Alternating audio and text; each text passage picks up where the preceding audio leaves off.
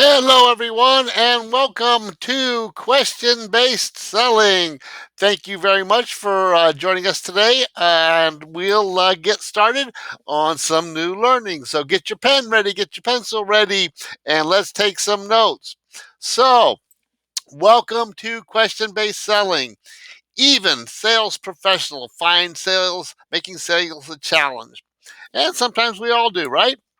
So it doesn't have to be that way when the sales process made simple. Let's go back to basics. What exactly is selling? Selling, by definition, is professionally helping other people to buy. Now, I like that one, but I like this one a little bit better. This is Joe's definition: educating a potential client enough so they can make a conscious decision on whether your product or service will improve their business or life. If you like that one, write it down, record it, whatever you need to do. But to me, it's about educating someone to see if whatever your product or services will improve their business or life. If it doesn't, don't sell it to them. It's pretty simple. One of my favorite books on selling is The World's Greatest Salesman by Og Mandino. So if you haven't read some sales books lately, pull out a couple of them. If you need recommendations, give me a call, 408-899-6737, and I will be happy to recommend some sales books for you. So this goes into Joe's definition.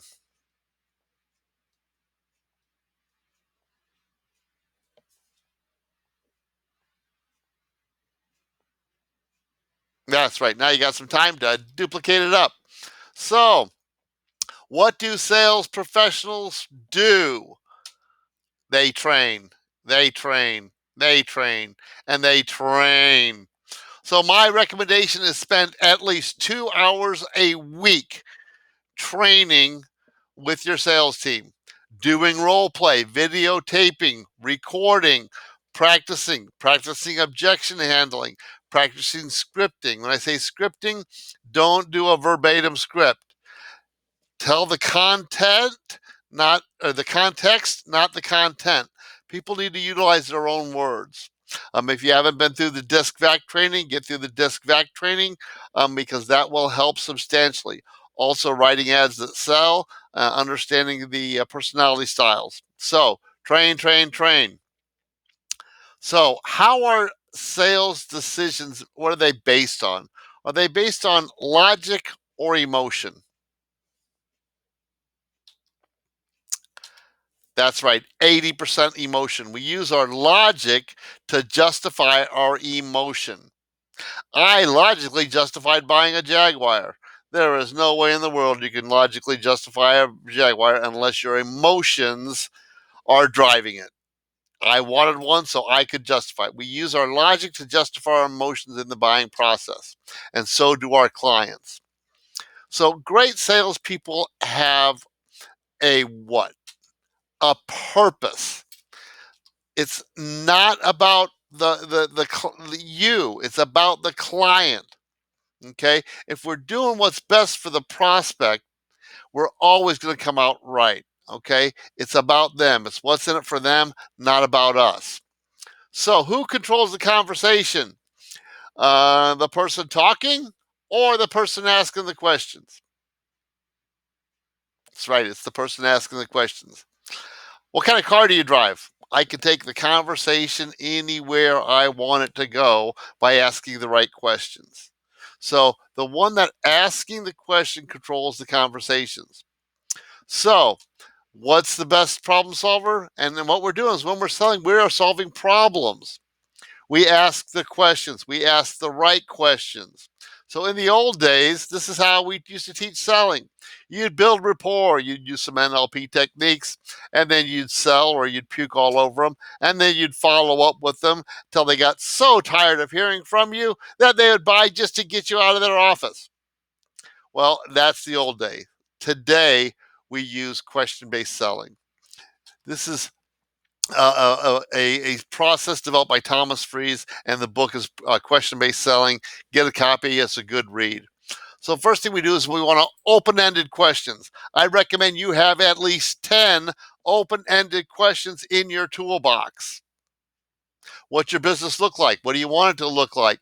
Lots and lots of questions you could ask based on what business you're in and what business the client's in.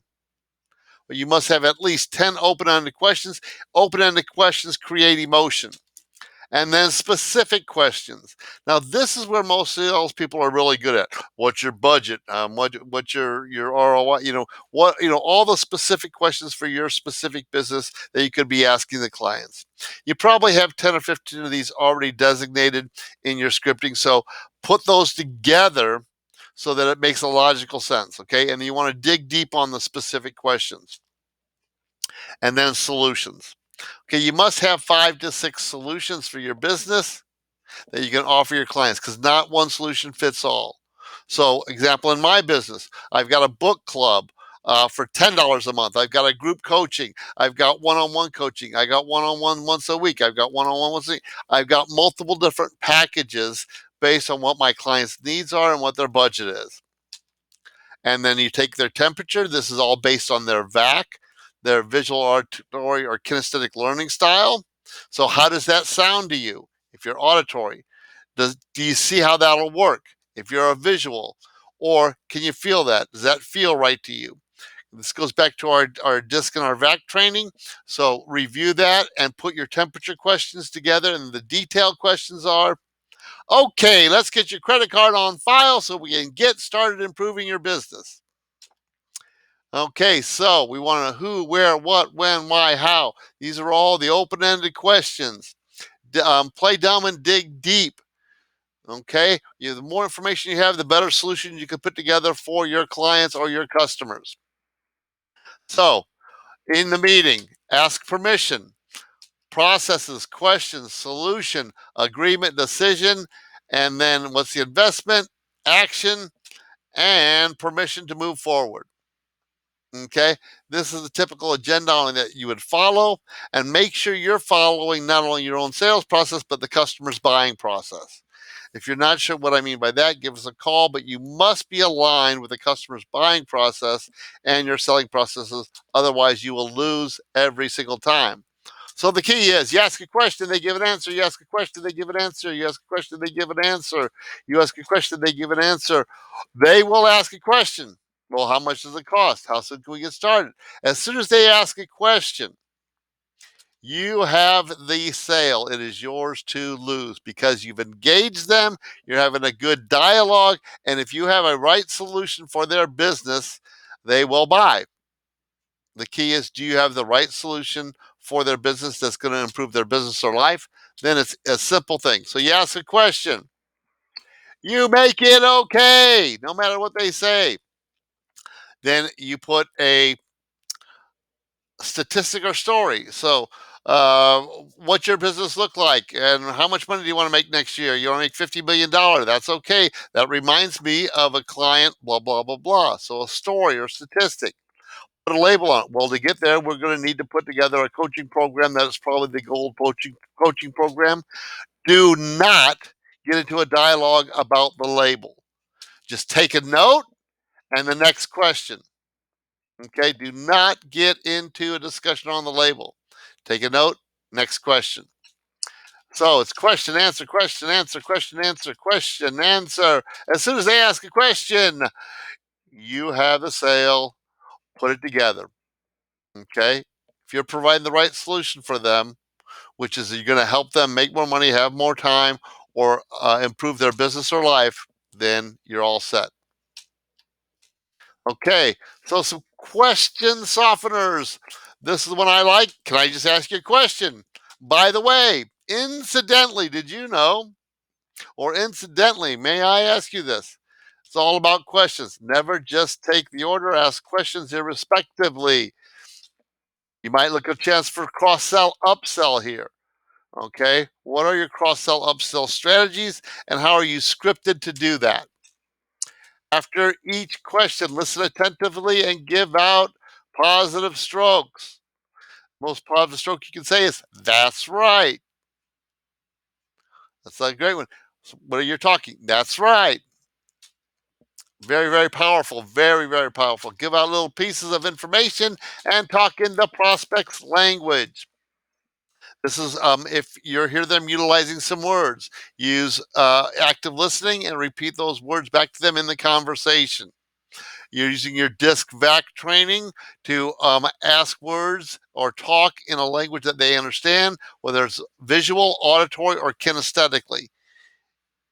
See what I mean? Hear what I'm saying? Can you feel that? And then it's always about what's in it for them. So, what's in it for me? I like using this technique, which is pretend your potential client has a tattoo of WIIFM. Now, first thing you're going to do is if you imagine they have that tattoo on their forehead, you're going to smile because they got a silly tattoo on their forehead. And it's going to put you in the right mindset. It's about them, not about you. So, once you've reached an emotion, gather the information. Based on what you've told me, I think either X or Y solution will suit you best. High D's like this. Go through your disc training and put your questions together based on their disc profile. For a high S, this is not going to be a big change. We're going to be evolution. We're going to roll right into this. For a high I, we want to be talking about this is going to be simple. It's going to be easy. Lots of referral counts. Lots of other people. You're going to make people happy. Make it simple. High C's, we're going to dot the I's, cross the T's, and make sure the numbers are all right. So know your disc profile of your potential client so you can ask the right questions. Check the prospect's temperature and ask a detailed question. So that could be, how does that fit with what you had in mind? Which one best fits with what you had in mind? These are kinesthetic questions. Assume the sale, and based on what you told me, we should move ahead straight away. So there's only two real objections, either no money or no time. If it's no money, then we haven't put the value-based content together to show how they're going to make more profit, make more money, or have more time. So we need to really look at either our profit improvement proposals or is this going to help them with their business.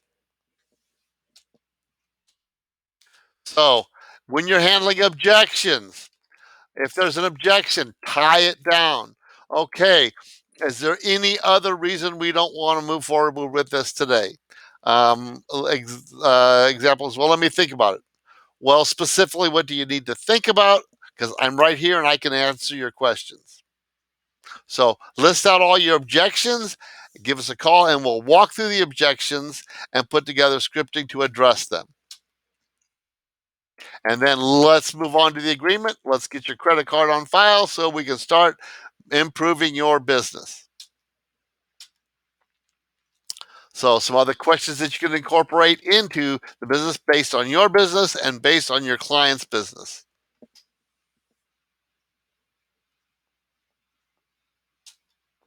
I always like when's the best time when's the best time to start improving your business? Today. Give us a call and let's start improving your business. And then when would you like to start? And then it's silence. Let it soak in and give them time. 30 seconds is not unusual. This takes practice. So ask your final question and practice with your team on just being quiet. It's uncomfortable. Let the client talk first. And then we look at your numbers. So that's question based selling. So as we're ready to move forward, give us a call, 408-899-6737, and we will help you improve your business, adding dollars to the bottom line. That's what it's all about. Thank you and have an awesome, awesome day.